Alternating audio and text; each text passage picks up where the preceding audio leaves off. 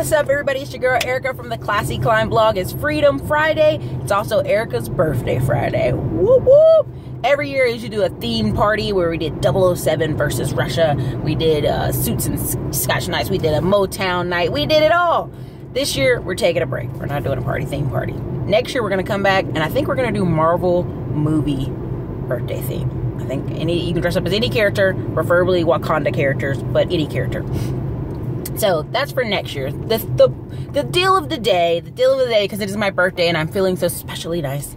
Anybody who picks up an hour consult, any of the courses on any of the websites, and the links are always below in the descriptions, will get a hard copybook of the Smartphone Millionaire. That's what we'll do today. Now, there also is instructions when you get these free copies, so definitely check that out. So anyway, today, Freedom Friday, what we're talking about is finding your thing in your town, right? Because everybody doesn't live in Austin, Texas, or Houston, or Dallas. Erica, my town's small. I can't do this. I can't do that. And a lot of times, people are overlooking opportunities in their town.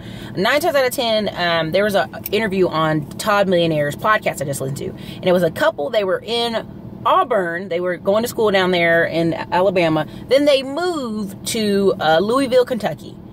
And they have, within a year of being there, they are in real estate. They're buying and flipping houses. They're buying and holding. They're getting on the grind. They went to one seminar and took action. Now, many people will say, well, I've been in Louisville, Kentucky my whole life and I ain't seen no deals and I can't do this and I can't do that. But that's because you're in an area with not fresh eyes.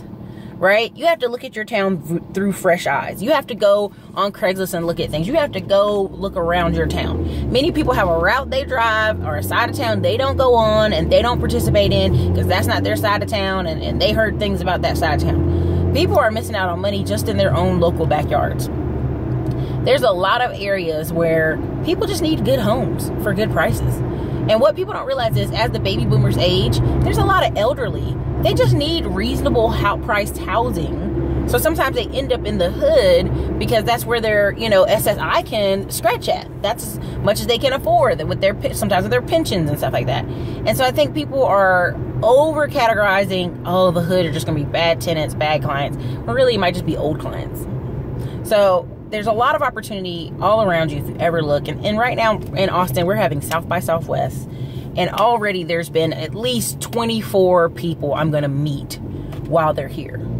So like pretty much after today, you'll see me with my camera slinged over my shoulder all day long. And my nice DSLR Canon camera. Filming and recording because I'm going to be meeting with several people. And the key here is those people are in different categories, different things, tech, some anime, some all kind of stuff. I'm not in those fields they're in. But because they see me consistently being out here, being vocal, having a YouTube channel, talking about Austin, they're wanting to meet and they're wanting to get to know me because people who are moving and shaking want to be around people who are moving and shaking. Plain and simple. People who are going and doing things find other people. When you're sitting at home saying, man, I wish I had a mentor to show me how to do real estate or how to do whatever, or how to start a business online, you're not in the marketplace. Again, like I told you the other day about LinkedIn. When people are like, I can't find higher paying jobs, Erica. Jobs aren't paying crap out here. And you ask them, are you on LinkedIn? No. What are you talking about, dude? Like, that's where 75% of higher paying professional companies are looking and recruiting and seeking. And recruiters are seeking all day, but you're not on there. So you are not in the category of people who want to get paid over $70,000 a year.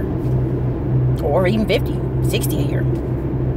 There's a lot of opportunity on there. And I just think a lot of communities, certain communities, are not taking full advantage of LinkedIn like they should be. They're all over Facebook. They're all calling each other's friends. Like, I don't need to call my friends for jobs. I can go post on LinkedIn. I can go look for recruiters on LinkedIn. I can go look for jobs on LinkedIn and be fine. And that's the problem. So many people want to skip over that.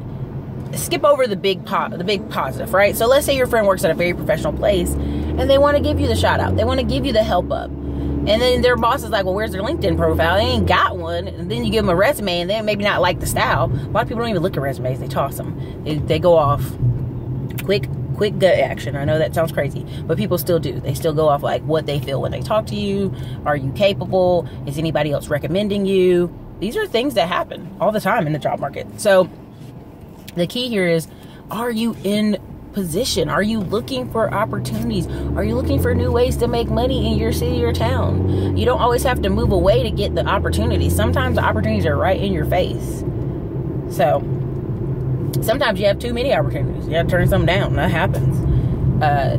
The key here is, what is your ultimate goal, right? If you sit down and you write out, hey, this is where Joe Paul's going to be in 5 years. Well, then, all right, Joe Paul, tell me where you're going to be, right?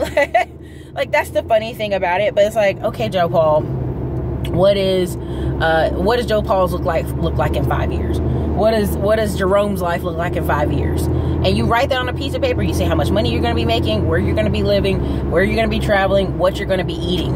And people really don't do that. They tell you they do that, but they really don't, because then they get in these faces giving you this ghost face, like they have no clue where they're going in the next 5 years. And when I get on the phone with a lot of you, the first question out of my mouth is going to be, what are you currently doing? What is it you want to be doing? You have to think about that. Like, I want to be over here. Okay, well, how do we get you over here? You know, I can't get you over there unless you know where you want to go, right? And knowing where you want to go means writing that out. Okay, once you write that out, what does that require? Okay, what steps do I need to take to do that? And this weekend, I'm going to a survival class, right? And it sounds crazy to some people, but the guy basically started off Instagram, taking pictures, showing pictures of his military career, and being a local instructor. Then taking it nationwide, going cities and states and different things and having events. I'm pretty sure they're a $2 million company at this point, at least $2 to $4 million. But it all started from taking action. And where do you want to be? Okay, if you say, I want to instruct, 10,000 people on how to survive any kind of thing or be hard to kill, you got several different companies out there doing that right now, then